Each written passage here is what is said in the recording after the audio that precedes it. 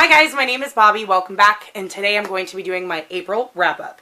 Now, I'm filming this on the last day of April because this is the only day I have to film this week. My daughter has 4 softball games this week, and I work 2. I've already worked 1 graveyard shift. I work 1 tonight, and yeah, this is going to be fun. I'm doing this all by myself. So, this is the only time where I'm home alone. Husband's at work, kids are at school, where I have this time to film, so that's why I'm wearing my Teen Mom shirt. I'm further going to embarrass my daughter because my shirt already says Teen Mom on the back, and now we can order spirit wear, and she has a nickname. Her nickname on the team is Bam Bam, because when she gets up to bat, she hits the plate twice, so her coach has called her Bam Bam for 3 years.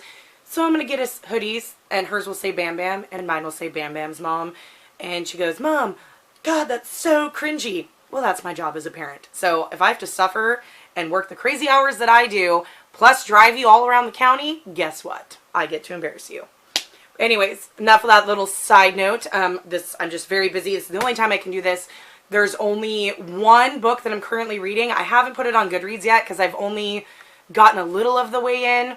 And there was another book I was going to read, but I didn't because I've just been so busy. But I will let you know when we get there. So let's get into it. So the first book that I read, well, kind of read because I ended up DNFing it. And it was one of my TBR jar picks. Was The Well of Ascension by Brandon Sanderson. And I know I'm going to get a lot of hate for this because so many people love Brandon Sanderson. And I read Mistborn, and I liked Mistborn. Yeah, it's over there. That's correct, right? Yeah, my copy is Mistborn, or I think it's The Final Empire for some people. But I liked Mistborn, read that. This one was so slow, and I was really scared going into it because it was a struggle for me to get through Mistborn to begin with. Because and I can do high fantasy. I read high fantasy this month. I can do high fantasy, but I don't know if it's Sanderson's writing. I don't know what it is, but it was really hard for me to get into him. I'm so sorry, Cody. I know that's like one of her favorite authors. But I struggled. But I got through Mistborn, and that one was exciting enough. But this one is very character driven, and I didn't make it very far, and I could feel myself starting to slump. So I just said, fuck it, and I put it down. I don't know if I'll ever come back to it or finish it. I may end up donating the trilogy. I feel really bad about it, but I didn't rate it because I didn't feel it was fair. I didn't get far enough. But yeah, my month didn't start out that great, and it got worse before it got better. So the next book that I read was my Richard Lehman book, Resurrection Dreams. Talking is hard.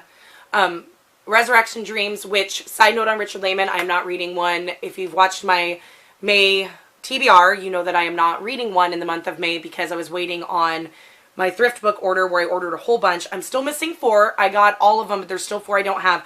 I even got some that I thought, or that I couldn't get on Kindle and that I have skipped. So I will go back and read those first before continuing. Some of them are small. I put them all on this shelf down over here, which you can't see. It's just kind of recollecting them. There's still 4 I'm waiting on.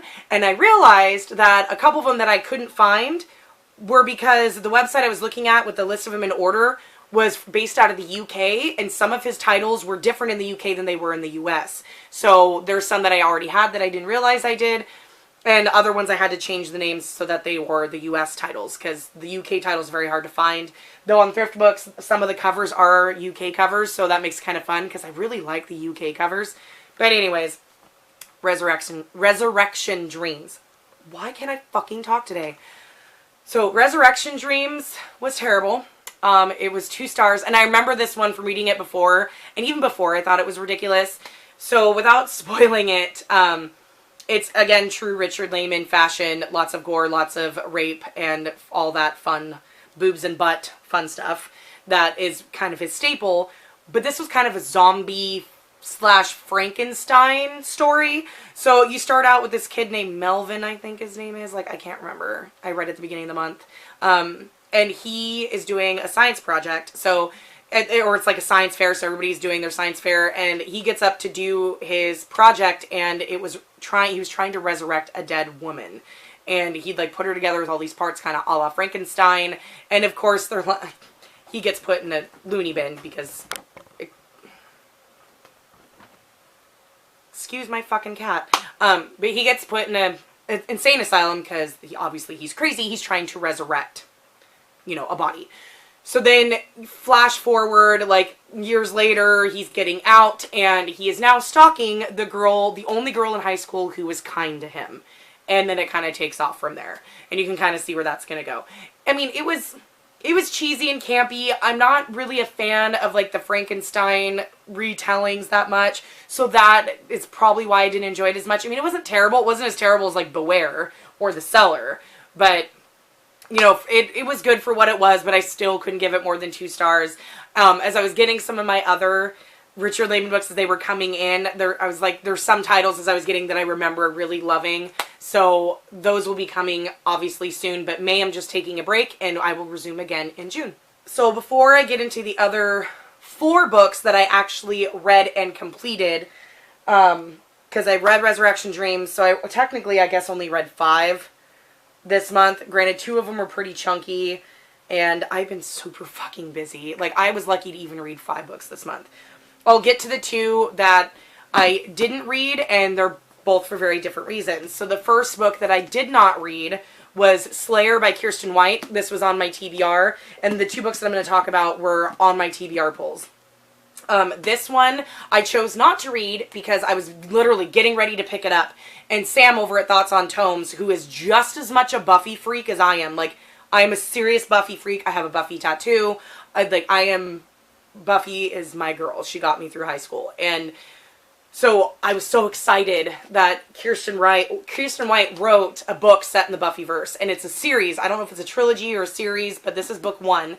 And I've enjoyed her writing before. I wasn't a huge fan of her series, And I Darken. I don't remember what this series is actually called, but And I Darken was the first one. I got about halfway through it and got bored.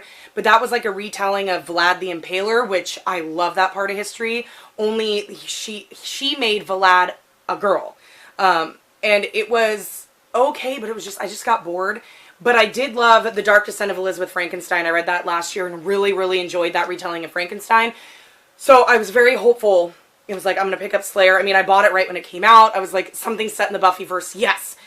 But literally, as I was going to start it, I was catching up on BookTube, and Sam over at Thoughts on Tomes had read it and reviewed it. She gave it 1.5 stars. Now, Sam is just as much a Buffy fan as I. Heather over at Bookables is also a huge Buffy fan. She rated it 3 stars, so a little bit more forgiving. But Heather tends to be more forgiving than Sam is. And listening to Sam talk about it, like, there's just no way I was going to read it. Like, she said, like, everything she said was stuff that drives me nuts in every other book. Like, the main character is really stupid, and she's just a bitch for no reason, and just makes really dumb decisions. She said the dialogue is really good, and is a lot like the dialogue that Joss Whedon wrote for the show Buffy, but she said it just wasn't good. It wasn't worth it, and she was so disappointed, and so I was like, you know what, I'm not even going to waste my time. I actually messaged Sam on Instagram, and I was like, okay, I have it. I'm just as much a Buffy freak as you are. Is it worth giving it a shot? And she goes, no. She's like, I wish I would have never read it. So this is going in the donate pile, and it's why I did not read it in April. The next one I did not read, which is going to be my save, is Dr. Sleep by Stephen King. It is just so big, and I'd already read 2 other big ones this month that I just couldn't do it. Like, I didn't not have the motivation to pick it up. And with being so busy, like, and to read a King, you really need to be able to get into it. So this is going to be my save. I'm not going to get rid of this book because it's Stephen King. So I'm going to keep it, and it's just, hopefully I'll get to it soon. Okay, so the first book that I read and absolutely loved, and it's a pre-order, and I read it the second it hit my doorstep, was Holy Sister by Mark Lawrence. So I've talked about the Books of the Ancestor trilogy ad nauseum on this channel. Like, I love it so fucking much. And I ended up buddy reading this with Cody over at Cody's Book Corner. I will link her channel down below. I know some of you new subscribers, hello, welcome, came because of Cody. Like, she shouted me out when we first started talking. And so I know a lot of you have popped over from there. Thank you. I appreciate it. But we buddy read Holy Sister together. And oh my God, this book. It was so fucking amazing. Like, I can't tell you how much you guys need to read this if you like fantasy at all. I mean, and it's not high fantasy. It's like middle of the road. There's fantastical elements, but it's just like the themes of friendship and sisterhood and found family is just so amazing in these books. And high LGBTQIA plus rep. I mean, a lot of these women in this convent are lesbians or bisexuals. Oh, it's just so good. And this conclusion, I gave it 5 stars because it's Nona Gray and and Mark Lawrence and Nona Gray is one of my favorite characters of all time. But it ended a little too quickly, and Cody and I both agreed on that. Like, as we were reading it, we were so sucked in, and it was hard for us to slow down, because Cody lives in Scotland, and I live in Washington State in the U.S., so there's an 8-hour time difference between us. So she would, like, send me an email at, like, she'd message me at, like, what, 2 p.m., you know, and I would just be getting down, like, getting ready to read, and it's 10 p.m. in Scotland, and she's getting ready to go to bed, and so, like, trying to sync up, like, our buddy read was interesting, but it was like, okay, she read to this point, like, okay, now I caught up, and then I would read ahead a bit, and then she would catch up to me. It worked, and considering how neither of us have chill, it was good to buddy read with somebody so I could talk to them about it immediately, because her and Sam over at Thoughts on Tomes are the only two that I know are obsessed with this series, like I am, and Sam is just starting to read it. I think she's just started the audiobook. So, hopefully she's finished with it, because she said she was going to start it, like, 2 weeks ago. So I hope she finished it, because, But I can't say much about the plot, because it is book 3. I like the way it ended. It was really bittersweet, but also great at the same time. My ship ended up happening, which made me really happy. But yeah, if you have not read this series and you're interested at all, please go pick it up. It's done. This is the final book. All 3 books are out. So you got Red Sister, Gray Sister, Holy Sister. Go check it out. It is so fucking amazing. Fantasy world, set in a world where there's ice creeping in because the sun is dying, and there's literally a strip around the equator that is slowly narrowing, and that's where everybody in the world lives. Like, there's a convent of killer nuns who are trained from the time they're small girls, from the age of 9, to be assassins, and they usually only go there if they have any kind of these 4 different types of bloods that are the original settlers of their planet. There's a lot of mythology. There's a lot of talk of different, like, religious talks. I mean, the religion that they follow is totally different than anything on our world, but there's a lot of delving into faith and, you know, trust and faith in the people around you. It's so good. It's so good. Please go read it. Like, obviously 5 stars. I'm really sad this is over, but now I could possibly reread it in the future if I'd like. Nona Gray is one of the best written female characters I think that I've ever read. The next book that I read is also another buddy read, and this was the part of the month where it was really great. It started out really shit, and this is where it got, you know, reading Holy Sister, and now this one is where it got really great. And that's The Heart's Invisible Furies by John Boyne. I buddy read this with Vicky over at chapter 32. I will also link her down below.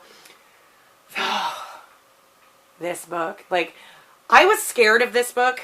I'd seen it because I've been doing Book of the Month for 2 years now. I just got an email saying I'm a Book of the Month BFF. So, like, now they're tracking, like, how many months you've participated, how many books you've got, how many pages you've read, kind of thing. It's really cool to where on your birthday month now, they're going to give you, like, either a free book or a free, you know, accessory. And because you're a book BFF, like, I'm getting a tote bag, I guess, which is also super cool. So, like, when I went on Book of the Month, and I can't remember what month it was, because this is the 2017 Best Book of the Year for Book of the Month, where all of the people who subscribe to Book of the Month get to choose and vote on what they think is the best Book of the Year. And this one won, and I had seen it. I think I started Book of the Month, it's probably right around the time when this book was released, or, like, was one of their picks. And it just didn't seem interesting to me, because I was just like, it looks like a big chunky book, which it is. She's a little thick, but it just didn't appeal to me. And then after a year or so later, when I was looking for an extra book to get, I decided, well, I'll give it a shot. Like, I've kind of expanded my reading taste a little bit, and we'll see. And then when Vicky had said that it was something she wanted to read, I was like, ooh, let's buddy read it, because then we can talk about it. So glad I read it. So glad I buddy read it, because this is one of those books where you want to talk to somebody about it as you're reading it. There's so many things in here that, I mean, it touches on so many different things that it's one of those ones that you really want to talk to somebody as you're reading it, because it brings up all these emotions and thoughts. And so let me see if I can give a good synopsis. This is a story about Cyril. Cyril is Irish, and he was born in Ireland in 1945, and this follows his life from 1945 to 2015. So pretty big span, 70 years of his life. so it starts from his birth, and it doesn't necessarily end at its death. It ends like when he's a 70-year-old man and he is dying. So, but he's not dead yet. And Cyril is the narrator of the entire story, even before his birth. So it talks about him being born in Ireland and his mother. It's like, how much do I want to give away? So a little, in order to touch on the themes, I guess I kind of have to give a little bit away. So in the beginning, Cyril is talking about his mother, and she gets pregnant at 16, 17. She lives in a very small Irish town, and this is 1944, I think, 45. He was born in 45, so it might have been 44. And, you know, she's obviously very Catholic, because the whole country back then was definitely very Catholic. And she is immediately shunned, kicked out. Her parents say, bye, see ya, we don't want you here, you're a disgrace. And it hints at who the dad is, but you don't get the definite for sure until way later in the book. And she leaves pregnant. She meets these two men, or she meets this man on the bus, and he's going to meet his friend, and he's going to stay in Dublin, and he convinces his friend to let her stay with him. And the story kind of goes from there, because, you know, being a young woman, like, or old teenager young woman at like 17 years old, she gives him up for adoption, because what else is she going to do? It's 1945 in Ireland, in Catholic Ireland. Like, she'll never get married. She'll never, you know, it's pretty much, it would end her life. So she gives him up for adoption.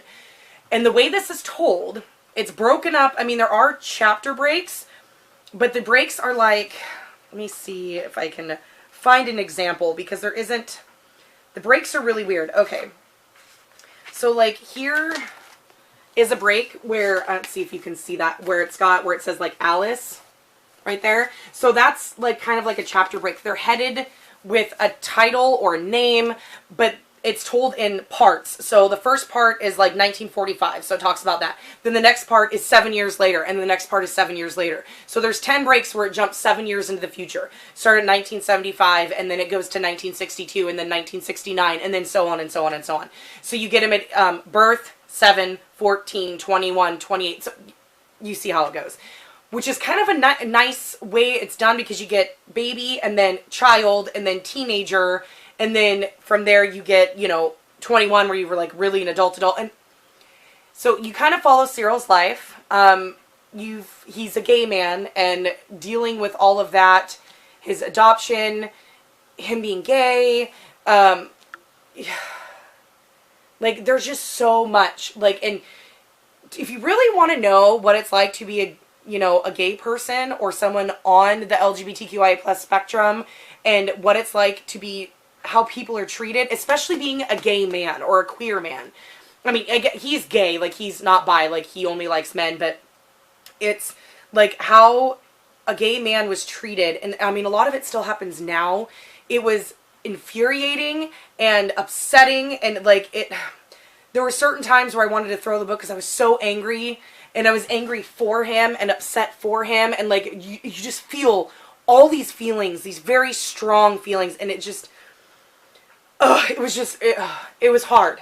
Some of the parts in this book were hard. It was very sad and upsetting, but also very hopeful at the same time.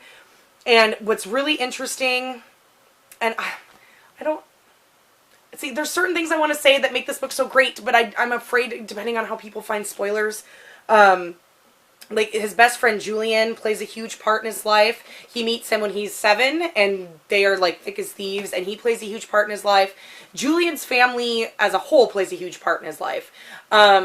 His adopted parents are interesting people, and the way they treat him is not terrible, but it's not great either. It's just different, and he moves around, like he's in Ireland, and then he's in Amsterdam, then he goes to the United States for a while, and then he comes back. It touches on so many different aspects of leading a gay or queer life that I feel it is very important for everyone to read. It is, being a queer person myself, it makes it,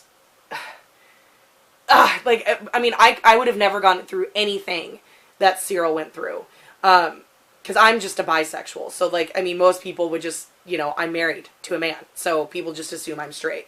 But I think, not that it's hard being a queer female, and that is touched on a tiny bit, but you can tell, especially in Catholic Ireland with the religious, coming down on them with a very religious overtone, you could tell it was a lot harder for a gay man. And Cyril goes through so much stuff. High, hard trigger warnings. If adoption triggers you at all, I might steer clear, because there's a lot of interaction where he runs into his birth mother multiple times throughout the story, but they don't actually connect until he's a lot older and farther on in life. High trigger warnings for homophobia, gay slurs, lots of gay slurs, gay bashing. There is, I mean, anything negative towards anybody on the LGBTQIA spectrum is in here. Every aspect of it. Bashing, I mean, some of the bashing scenes were hard to read. I mean, there's not that many of them, but some of them are rather devastating. I saw people give this book only 1 star, 2 star, because they said too much gay sex. There's not much gay sex in this at all, honestly. Like, at all. There's a couple scenes, yes, but it's not, like, overly graphic. But then again, if you were reading a book and he was a straight male, like, and they wrote a straight sex scene, would you still have the same, would you still be upset? Probably not. Like, it didn't bother me at all. It was just, I felt a lot of things. I learned a lot of things. It was just one of those ones where, like, I just wanted to reach out and give Cyril a hug. It was, I mean, and he ended up in a spot towards the end as he got older to where he was finally happy. And it was, I mean, it was such a roller coaster all the way through, like, really bad, then okay, then really good, then really bad. I mean, it was just all over the place. But there's certain things that he did in his life that were amazing. Certain people he met and that he touched on that he had a profound effect on. I highly recommend reading this book if you can handle the subject matter. Like, it is very gay. There are a lot of hard topics. I mean, they touch on the AIDS crisis of the 80s, and the stigma that a lot of gay men got because of AIDS. And there's something that happens to him in that time, in that 7 years, that kind of throws the whole, like, oh yeah, you know, only gay men have AIDS and only gay men pass along, which is absolute bullshit. It is, you know, it was proven long ago that a lot of it happened through females as well as blood transfusion. So, I mean, it touches on that in there. So there's a lot of that and a lot of religious suppression and oppression. So you get a lot of, because living in Catholic Ireland, he was suppressed a lot and he felt like, and it was very oppressive. So you get a lot of that too. So if you can handle all of the triggers and all of the tough subject matter, it is one of the most brilliantly written, beautiful stories I have ever read. I didn't cry because I'm not a crier, but it is like, I will not forget Cyril for a long, long time. He will stick with me for a very long time. He is one of them, like, I just want to hang out with him. I just want to be his friend. Like, it is so well written. It was beautifully done. Like, I just ordered another John Boyne. Like, it will be his next book, like Up the Ladder or something like that. It will be here today because I want to read more of him. Like, I loved his writing. Please go read this if you can. Like, so beautiful. Like, I feel like I'm not doing it justice. Like, maybe I should do a spoilery review on it because there's so many spoilery things I want to talk about, but I feel like I don't want to ruin it for somebody else. But please go read The Heart's Invisible Furies if you can. It absolutely deserves the best book of the year 2017. Like, absolutely deserved it. The next book that I read half of it because I finished the first half in March and I read the other 400 pages in April, which, you know, it's a biggin'. And that's Prayer to the Orange Tree by Samantha Shannon. I did finish this fucking beast, and she a thick bitch, and I finally finished it.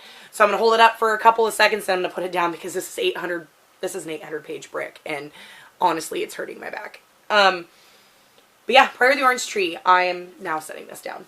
I finished it. I did the last 400 pages. I talked about it a lot already and like what the premise is. And the second half of the book is where it really kicks off into high gear. I gave it 5 stars. So this was like my third, like, yes, book of the month. A lot of people have been giving it 4 stars because they didn't really like it as much as I did.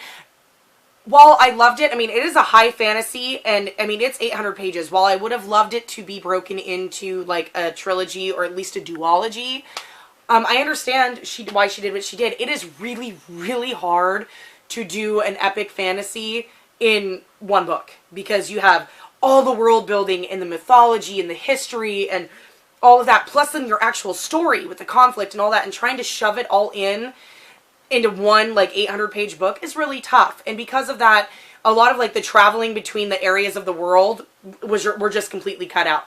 Which honestly for me, I love that, because I get really bored in books where you spend 400 pages just traveling along the road. Like, do we really need to? Like, can we just, you know, say, okay, this person is traveling to here, and then the next time we meet up with them, they're there?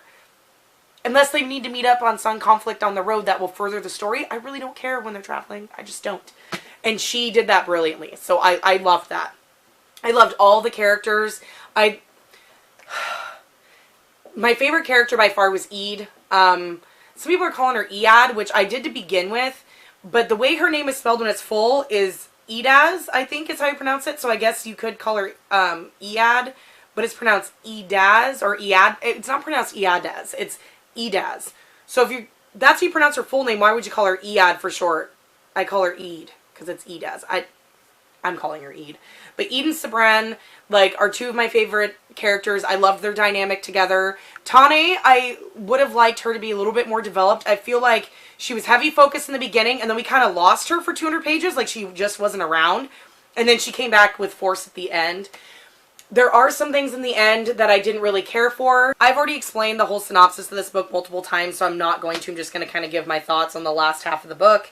I'm kind of jumping all over the place. But with Tane, like, she was cut out a lot of the middle part of the book, and then she came back towards the end. And there's certain things about this story, like, I love the mythology and the dragons and how the Eastern dragons are based more off, like, Eastern mythology, like Chinese, Japanese, like, Eastern Asian culture. And the Western dragons are more based off, like, what I would call Western European. Like, you know, where they're fire-breathing, based in earth and air, fire and air, really. Or fire and earth. Dragons, like, live in the earth, underground, fire-breathing, mean, nasty dragons. Whereas the Eastern dragons are water and air, where they work with humans and they're kind, and they're all underwater most of the time, and they fly in the air and without wings, and they have dragon riders. And so I like the contrast and the play on both of the dragon types, and the relationships were really good. Some people have said that they didn't think the characters were as developed, but I disagree. Like, I think they were really developed, especially our core. You know, Tane, I guess, was probably less developed than Eid and Sabran. Sabran and Eid were probably the most developed. You get more of their history and where they came from, whereas Tane, you just get a little snippet. But the ending. While I liked the ending, little mild spoiler, Samantha Shannon did something that I really hate in fantasy books, and that is what I like to call the Sarah J. Maas effect, where no need to worry, no need to have any tension or freak out, because none of the main characters were ever going to die, nor will they ever die. There is never any threat in their lives. If anybody's going to die, it's going to be fringe characters you don't give a fuck about. And she broke that rule. And it's a trope, and it's one that I don't like. It's one that's the reason why I love Jay Kristoff so much, because he's not afraid to kill his babies, and Samantha Shannon apparently is. And with that kind of bothered me a little bit, because while the battle, like, was too short, honestly, it was literally 2 chapters, and we've been working up for 700 fucking pages to this big epic battle where the Nameless One is going to rise, and they're all going to have to come together and fight it, and the battle lasts 2 chapters. And it was like that, and it was done and over, and that kind of bothered me. I would have rather the battle had gone on for, like, 100 pages, or it made it, I mean, why all this build-up for just this little itty-bitty, teeny-tiny where it's like, pfft. And that was kind of like my biggest gripe, I guess, about it. But I still loved it. I love the world building. She's an amazing world builder. And the story and the characters. I highly enjoyed the book. It was easy to read. For not being a big high fantasy reader, I found it very easy to read. Rated it 5 stars just because I loved it, and I did enjoy reading it, and I can't wait to put that beautiful book on my shelf. And the last book that I finished in the month of April, I also buddy read with Cody over at Cody's Book Corner. They popped up in her Owls TBR, or it popped up for her Owls TBR, so I had messengers like, hey, I pulled that from my TBR jar today, or this month as well. You want to buddy read it? She goes, sure. We'd already buddy read Holy Sister, so why not? And this one we read in 2 days because it is short, and this was the last one for my TBR, and that is Alice by Christina Henry. I rated this 4 stars. This is, and I think Cody gave it 4 stars as well. Yes, she did. Because there's certain things. This is an Alice in Wonderland retelling, only it's a horror retelling. Lots of blood, lots of gore, lots of rape and talk of rape. I mean, there is no rape on page. There's an almost rape or an attempted rape on page, and a lot of talk of rape on the page, but you don't actually get the graphic act on page. But this, like, little premise, the way they have this set up is Alice is in an insane asylum. She came back from Wonderland, or in this case, the old city, and is thrown in an insane asylum. So at the very beginning, she's in the insane asylum, and her neighbor, the person next door, whose name is Hatcher, they talk through a little mouse hole. They escape from the asylum. It catches on fire, so they end up escaping, and then it kind of goes, it moves very fast. It kind of takes off from there. It moves at a very fast pace. So the whole premise of the story is Alice is trying to find the White Rabbit, because apparently he's the one that had trapped her, and he had made this cut on her face. He cut her face as she was escaping, but she took out his eye, which explains the blood on the eye, as she was escaping. So she can't remember everything that happened, and Hatcher can't remember everything from his past as well. So they're moving through the old city, and they run into the walrus. They never meet the carpenter, but he's alluded to. They meet the Cheshire, the caterpillar, and the rabbit. So as they're, you hit on these major characters, and there's little allusions to the original story, like the rose garden and stuff like that. And I like the way she pulled from the original story, but totally made it her own. I loved how gory it was, but my problem was it was way, way too short. Everything was very convenient, and everything was too easy. Like, when they go to see, let's see, like, make it the caterpillar. So when they go to see the caterpillar, for instance, like, the Cheshire kind of dumps them on the caterpillar's door, which makes it a little easier, but they're literally just let right in. The caterpillar knows who she is and knows that the rabbit is looking for Alice, but, because she is the prize that he, lost. So he's looking for her. The caterpillar lets them in, which I find really odd. Like, why would he just let them in? And the caterpillar's lair is holy fucking trigger warnings. But then you walk in, they start talking to the caterpillar, and it's like every single place they go, whoever they're feeding and their foe, it's like easy in, easy kill or avoid or whatever. Everything is super easy to get to the end game, and then even the end was really lackluster. It was kind of like, really, that's it? Well, that was fucking lame. But I did enjoy the ride to get there. I love the horror aspect of it. It's a nice quick read with a lot of gore. But so I rated it 4 stars, and so did Cody. Like, there's no way I could give it 5 with how quick it was and how convenient it was. But I do have Red Queen, and I was gonna read it, but the problem is we had 2 days left in the month. I am so fucking busy this week. There was just no way I could squeeze it in. I believe Cody's reading it because that's her last owl, so I'm sure she will finish it today so that she can finish up her owls. But high trigger warnings for rape, attempted rape, graphic violence of all sorts of nature, including throat slitting, axe, death by axe, stripping and prostitution and, like concubine-like status, and in a very graphic way, body mutilation in a not tattoo way, like severe, torturous body mutilation. God, is there anything else? Blood, lots of blood. Animal cruelty. Shit. Is that all? I think that's it. I mean, it's got a lot in there. Granted, the animal cruelty is minimal, and there is no animal death. There's just a little bit of cruelty, but the animal gets his payback. That's all I'll say. So, like, if you don't like animal cruelty, you could probably read this if that's something that would bother you, because the animal gets its payback near immediate. So, I mean, that made me happy. But yeah, I recommend it if you're into like a horror spin on the Alice in Wonderland story. Just don't expect like amazing thing of literature or, amazing character development, because there really isn't any. Okay guys, that's it. Those are the books that I read in the month of April. I mean, I technically only read 5, but I tried 2 other ones. It's been a really busy month, and I've mentioned before that until my daughter's softball season is over, my reading's going to be very limited. Like, literally, with my crazy work schedule, working in the middle of the night or early mornings, and her games going into the evening, I barely have time to sleep, let alone read. But I'm hoping, you know, my TBR for May is a little bit ambitious. I'm hoping I can read at least 4 or 5 of them, you know, get through some so I can cut my TBR down, and at the same time, like, you know, get reading, because, you know, can't have a booktube channel if you don't read. But just so you know, it may not be that great next month, but I'm going to try my best. Okay, guys, I gotta get out of here. I got a lot of shit to do. So please let me know in the comments down below if you've read these books, what you thought of them.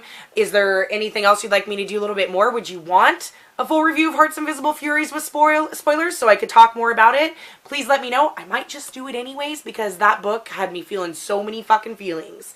But anyways, please like and subscribe, all the good stuff, and I'll see you in the next one. Bye.